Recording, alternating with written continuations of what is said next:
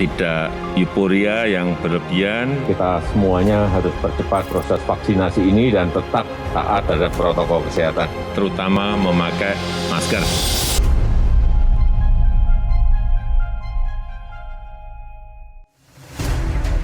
Guys, katanya nih Peduli Lindungi itu buatan Singapura. Yang bener aja. Ada juga katanya nih 2 tahun pandemi COVID-19 rencananya untuk depopulasi dunia. Wih, bener nggak tuh? Ada lagi nih, katanya sertifikat vaksin bisa untuk isi BBM gratis. Wow, menyenangkan. Tapi bener nggak sih? Semuanya akan dikupas secara tuntas oleh Popon Kerok dalam Bener Gak Sih?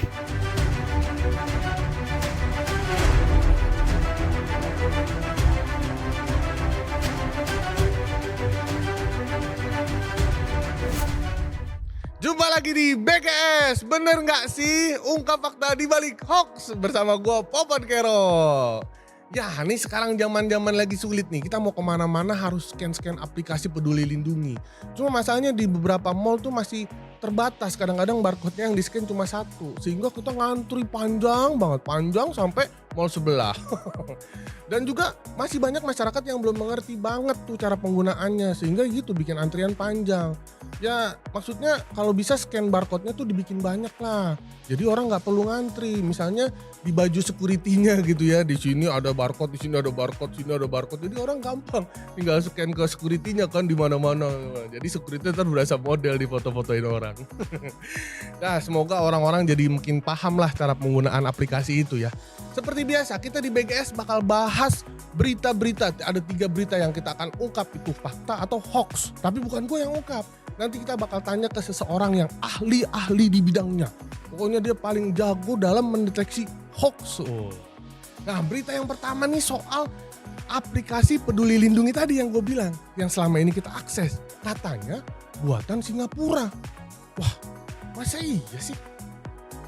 Coba deh kita lihat dulu beritanya ya. Kabar kali ini menyasar aplikasi pelacakan COVID-19 miliki pemerintah Indonesia, Peduli Lindungi. Tiba-tiba beredar kabar bahwa aplikasi ini buatan Singapura. Asal mulanya, sebuah akun Facebook bernama Kanjut mengedarkan kabar ini pada 14 September 2021. Akun tersebut membagikan poster bertuliskan, ternyata aplikasi Peduli Lindungi itu aplikasi bikinan Singapura. Gila, seluruh data kita direkam Singapura dan kedaulatan data Indonesia sudah di tangan mereka. Meski ini aplikasi Telkom, mereka tahu alamat kita, tanggal lahir kita, email kita, makan apa, kita kemana saja, semua mereka tahu. Sayangnya poster tersebut tidak jelas sumbernya. Akun Kanjut juga sempat menulis caption sumpah serapah dalam unggahannya mengomentari poster itu. Kepala Dinas Komunikasi dan Informasi Jawa Timur Beni Sampirwanto menegaskan bahwa informasi yang tersebar di platform Facebook ini adalah hoax. Seperti diketahui bahwa aplikasi Peduli Lindungi adalah aplikasi buatan pemerintah Indonesia untuk melacak dan pemetaan COVID-19 di Indonesia. Aplikasi ini terbentuk atas kerjasama banyak pihak, termasuk Kementerian Komunikasi dan Informasi, Kementerian Kesehatan, Kementerian BUMN, dan Komite Penanganan COVID-19 dan Pemulihan Ekonomi Nasional KPCPEN. Nah, untuk kejelasannya, kita kembalikan ke Popon Kerok yang akan cek fakta dengan ahlinya ahli. Intinya, inti ungkap hoax. Bang Jack dari Mavindo.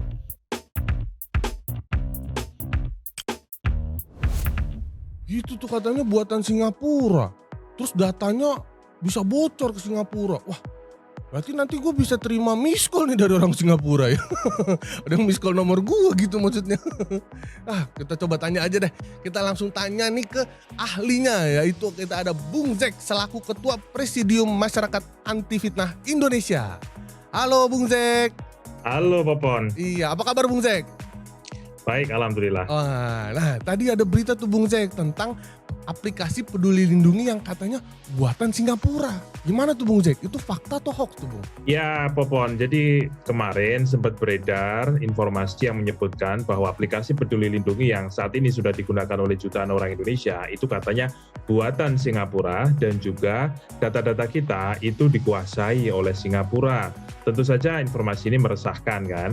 Nah, hal ini kemudian diklarifikasi salah satunya oleh juru bicara Kementerian Kominfo Republik Indonesia yaitu Pak Deddy Permadi yang menjelaskan bahwa aplikasi Peduli Lindungi ini adalah 100% karya anak bangsa. Ia dibuat oleh PT Telkom yang bekerja sama dengan pemerintah dan data-data kita itu tidak ditaruh di Singapura. Jadi data-data kita itu disimpan di server di Indonesia dan dilindungi dengan keamanan yang ada dibuat oleh kawan-kawan dari PT Telkom. Demikian Popon.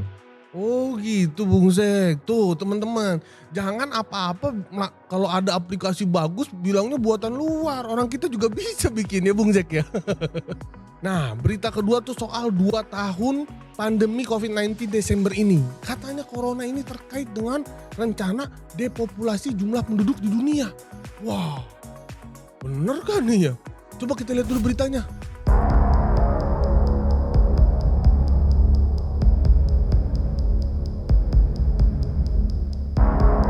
Apa? COVID adalah strategi depopulasi dunia? Mengerikan sekali. Tentu saja kabar ini sontak membuat gempar jagat maya.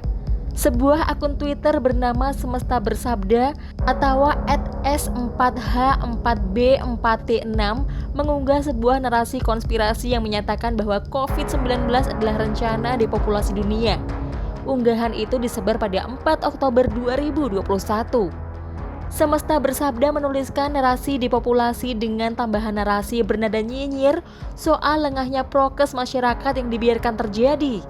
Untuk meyakinkan pernyataannya, dia juga mengunggah foto jurnal ilmiah yang telah dipublikasi. Dalam foto tangkapan layar, disebutkan bahwa metode pemeriksaan COVID-19 telah dipatenkan oleh Rothschild di tahun 2015. Faktanya, pada tahun 2015, Rothschild mengajukan paten untuk sistem pengumpulan data biometrik. Ketika pandemi COVID-19 terjadi di tahun 2020, paten tersebut kembali diajukan dengan metode continuation in part application atau pengajuan lanjutan untuk sebagian cara.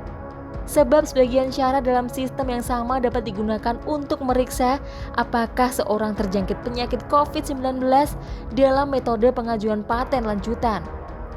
Tanggal yang harus dicantumkan adalah tanggal ketika paten untuk sistem asli diajukan, yaitu pada tahun 2015.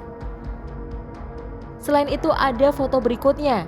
Disebutkan bahwa dokumen milik Bank Dunia menyatakan bahwa sebuah program bernama COVID-19 Strategic Preparedness and Response Program atau SPRP akan berakhir pada 31 Maret 2025. Faktanya, dalam dokumen yang sama telah dijelaskan di beberapa halaman selanjutnya bahwa program tersebut merupakan program bantuan dari Bank Dunia untuk negara-negara anggotanya dalam mengatasi dampak dari COVID-19. Kabar burung macam ini bukan hal baru selama pandemi. Jamak banget kejadian COVID dan konspirasi depopulasi manusia jadi semacam tren yang sering membuyarkan masyarakat. Memang sulit sih ngebedain ini hoax atau enggak kalau buat rakyat jelata. Harus ada yang ngecek kebenarannya agar nggak nambah resah, gundah, dan gelisah kecarut marutan informasi pandemi hari ini.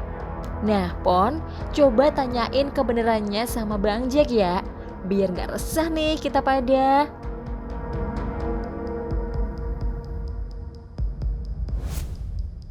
Waduh, ngeri juga ya. Ini siapa yang ngerencanain mau depopulasi nih?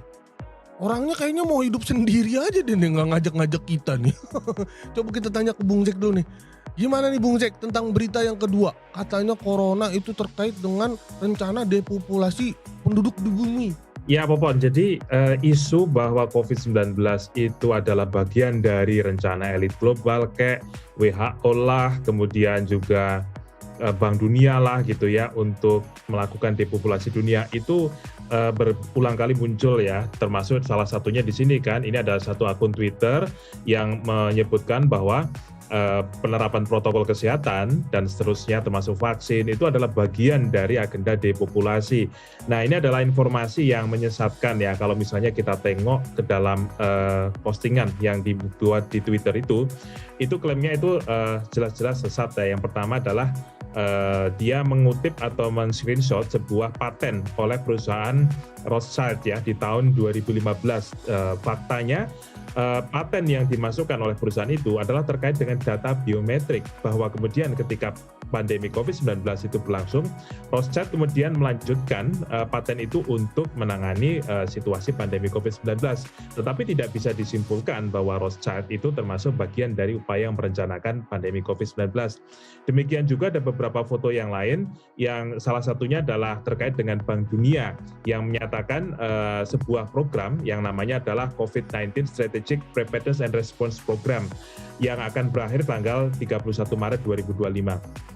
Itu kan kalau menurut mereka disebut bahwa pandemi COVID ini sudah didesain oleh Bank Dunia dan akan selesai di tahun 2025 begitu. Padahal faktanya informasi itu sama sekali sudah menjelaskan bahwa program itu adalah merupakan bantuan dari Bank Dunia kepada negara-negara anggotanya dalam mengatasi dampak pandemi COVID-19. Tidak ada kaitannya dengan merencanakan pandemi ataupun melakukan depopulasi dunia, depopulasi masyarakat dunia. Demikian Popon klarifikasinya.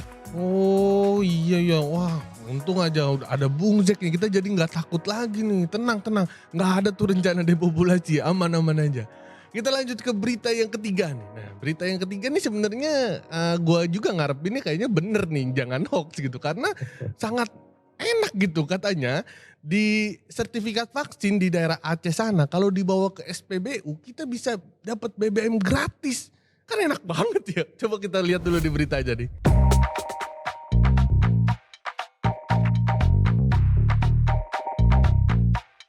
Beberapa waktu lalu, satu akun Twitter bernama @kaila_ashkiyah membagikan sebuah foto surat resmi yang dikeluarkan oleh Satuan Brimob Batalion C Pelopor, Polda Aceh.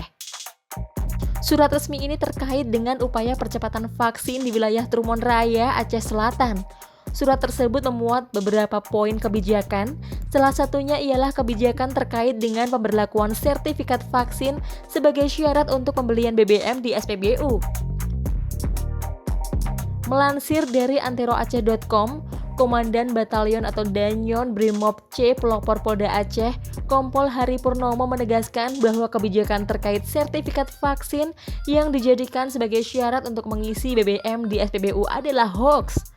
Sementara itu, dalam detik.com, Kabid Humas Polda Aceh Kombes Winardi menyatakan bahwa surat yang beredar tersebut hanyalah bersifat usulan dari hasil rapat Forkopimcap dan Kepala Desa Setrumon Raya. Sehingga Kombes Winardi memastikan bahwa Polda Aceh tidak memiliki wewenang untuk menerbitkan kebijakan terkait hal tersebut. Oleh karena penentuan kebijakan terkait sertifikat vaksin yang dijadikan sebagai syarat untuk membeli BBM di SPBU hanya dapat diputuskan oleh Bupati Aceh Selatan, bukanlah berdasarkan keputusan Polda. Nah, gimana nih kebenarannya, Pon? Yuk kita bahas langsung bareng Bang Jack. Nah, kan gimana? Enak banget kan, cuma bawa sertifikat vaksin kita bisa dapat BBM gratis, kita bisa keliling kemana-mana aja deh kan, nggak takut kehabisan bensin. Tapi kita tanya dulu ke Bung Jack nih, gimana? Bener gak nih beritanya? Hoax atau fakta Bung Jack? Ya, informasi yang menyebutkan bahwa sertifikat vaksin itu menjadi syarat pengisian BBM itu adalah informasi yang keliru ya, bahwa di akun Twitter itu ia mengunggah sebuah screenshot ya, foto ya dari sebuah surat yang berkop kepolisian di sana. Dan itu disebut sebagai bukti bahwa kalau nanti mengisi BBM itu nanti harus menggunakan syaratnya adalah membawa sertifikat vaksin. Nah, faktanya surat itu barulah merupakan usulan ya dari kepala-kepala desa dari forum komunikasi ya antar pimpinan kecamatan yang ada di sana. Jadi itu adalah sifatnya usulan dan itu bukan kebijakan. Jadi kalau yang namanya kebijakan itu bukan dikeluarkan oleh kepolisian tetapi dikeluarkan oleh pemerintah daerah setempat. Jadi sampai saat ini itu tidak ada kebijakan yang muncul dari pemerintah daerah setempat terkait dengan kewajiban menggunakan sertifikat vaksin untuk pengisian badan BBM ya. Jadi itu adalah informasi yang tidak bisa dipercaya. Demikian. Nah itu dia tadi tuh, nggak jadi lah kita dapat BBM gratis, kerja makanya biar bisa punya duit buat beli BBM ya. Dan itu tadi konfirmasi 3 berita kita hari ini. Terima kasih juga Bung Jack udah bantuin kita ngasih tahu mana berita fakta, mana hoax. Nah kalau teman-teman masih nemuin berita yang ragu nih hoax atau fakta, bisa langsung cek nih di s.id/infovaksin ya kan, karena kalian bisa langsung cek tuh di situ. Terima kasih Bung Jack sekali lagi atas bantuannya hari ini. Sama-sama Popon. Iya, nah netizen, kita ketemu lagi di BGS episode selanjutnya bersama gua Popon Kerok. Dadah.